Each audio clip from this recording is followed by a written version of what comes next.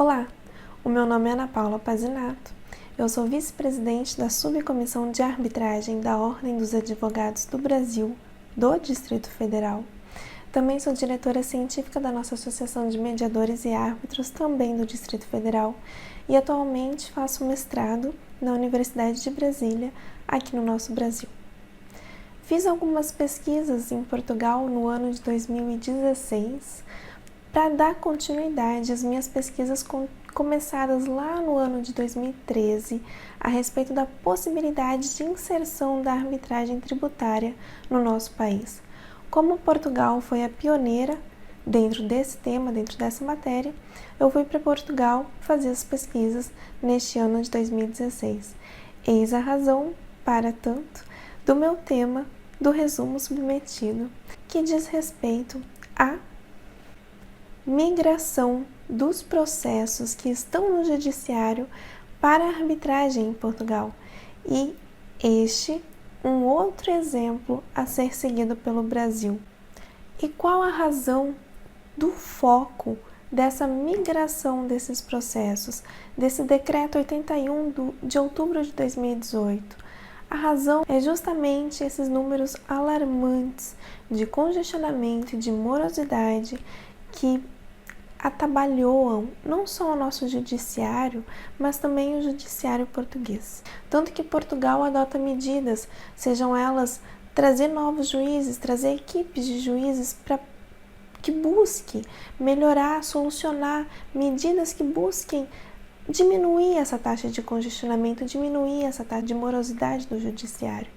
E eis a intenção, quem sabe, a arbitragem tributária, com essa migração, com essa possibilidade, com esse exemplo de migração, não seja uma forma de medida também para o Brasil seguir. Dado que esses números de morosidade, de congestionamento, alcançam um índice totalmente fora da normalidade, como nós podemos ver nesta tabela. Em amarelo estão os processos que entram no judiciário português, assim como em verde os processos finalizados e em vermelho os processos pendentes. Vejam que o dobro dos processos finalizados não alcança o tanto de processos pendentes na justiça portuguesa. Esta figura nos mostra os processos pendentes separados por matéria. Vejam que os recursos de contraordenação são os maiores processos que estão pendentes hoje no judiciário, com uma taxa de 45%. É claro que, em razão do espaço geográfico ser maior no Brasil, os números acabam sendo mais elevados, sim, mas proporcionalmente os números são alarmantes, assim como em Portugal. Nós temos 2,2 trilhões de reais parados em dívida ativa da União. Se nós pegarmos 500 mil reais apenas desses 2,2 trilhões, numa pequena cidade aqui no Brasil já faria uma grande diferença. Quem sabe a arbitragem tributária, essa forma, essa medida adotada agora de migração dos processos, não ajudaria o nosso país. Com este gráfico, nós podemos ver que o que acontece no Brasil não difere muito do que acontece em Portugal. O número de processos pendentes é muito maior do que os números de processos que são finalizados. Mas o que é essa migração de processos que nós tanto estamos falando? Essa migração de processos foi uma nova medida que o governo português adotou em outubro do ano passado com o Decreto-Lei 81. Esse decreto-lei, ele se preocupa justamente com essa morosidade, porque essa morosidade afeta a justiça tributária como um todo. Assim como uma forma de incentivo para que os contribuintes procurem uma outra via que não o judiciário, esse decreto se preocupou em proporcionar ao contribuinte a retirada das custas judiciais. As custas dos processos judiciais, o contribuinte não teria que pagar. Se ele preferir e optar continuar o seu processo pela via da arbitragem, ele pode, sem problema nenhum e sem ter que pagar as custas processuais. Mas a taxa de arbitragem ele terá sim que pagar. Há apenas requisitos para que isso ocorra. O processo do contribuinte tem que ter ocorrido até 31 de dezembro de 2016. Esse processo não pode ter tido uma sentença do juiz de primeira instância. Se já teve uma sentença do juiz de primeira instância até o dia 31 de dezembro de 2016, o contribuinte não pode mais optar pela via da arbitragem sem o pagamento das custas processuais. Mas como esse processo é feito? Dentro do CAD, dentro do Centro de Arbitragem Administrativa de Portugal, e tudo eletronicamente. Todos os comprovantes, todos os documentos devem ser colocados eletronicamente. Nada por papel, nada material. E como é calculada essa taxa? Essa taxa ela é calculada dependendo do valor da causa e dependendo de como o contribuinte opta em selecionar os árbitros.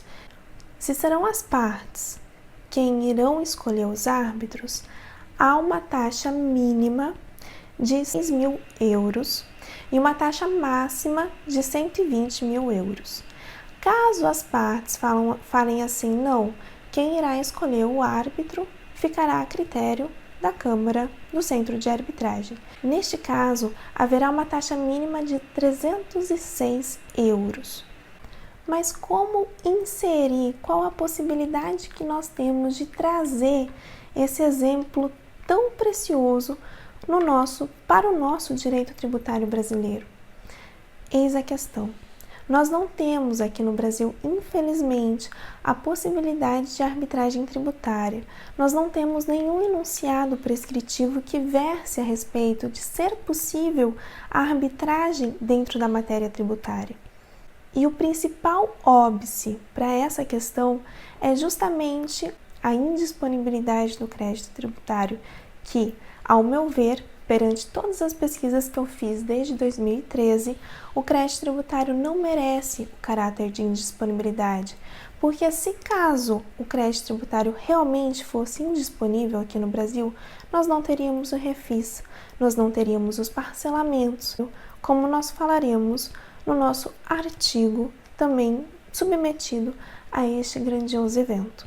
E é por essa razão que este resumo tem como base um método hipotético dedutivo do Karl Popper, porque a intenção é especular, é analisar a possibilidade de trazer esse exemplo tão valioso de Portugal ao nosso direito tributário brasileiro.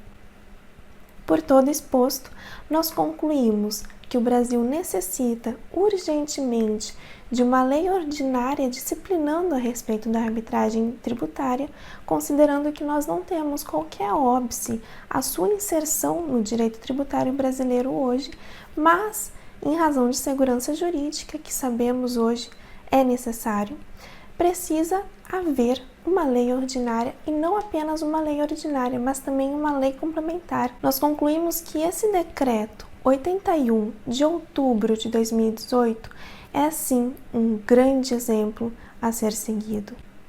Quem sabe um dia nós teremos sim aqui no Brasil tão precioso exemplo aplicado. Eu agradeço a atenção de todos e, como eu não estarei pelos debates, eu deixo aqui os meus contatos para que, caso queiram, nós possamos discutir a respeito deste tema, enriquecendo, além de tudo, a nossa academia. Quanto mais discussões, mais nós enriquecemos, mais nós conjecturamos, mais nós analisamos, principalmente de forma crítica, sejam eles os fundamentos óbvios, sejam eles não óbvios. Agradeço à organização do evento pela oportunidade de estar participando, mesmo que de forma virtual. Um abraço grande e até logo!